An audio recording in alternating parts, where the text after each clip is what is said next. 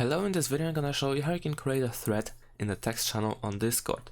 Of course, you might not have permissions to do so, however, if you do, you should see this icon over here in the top right corner, and if you click over here, you will find the list of all threads, as well as over here you will find this button create over here, or if there are no threads like in this case, you will have the create thread button over here. So let's click on it. And then over here what you can do is name a thread and start a conversation. And of course, if you have permissions to do so, you can also set the thread to private or not, depending if you wanted to know. So over here you have this option to only people you invite and moderators can see this thread. I'm not gonna select it, and if I'm ready to create a thread, I can just press enter.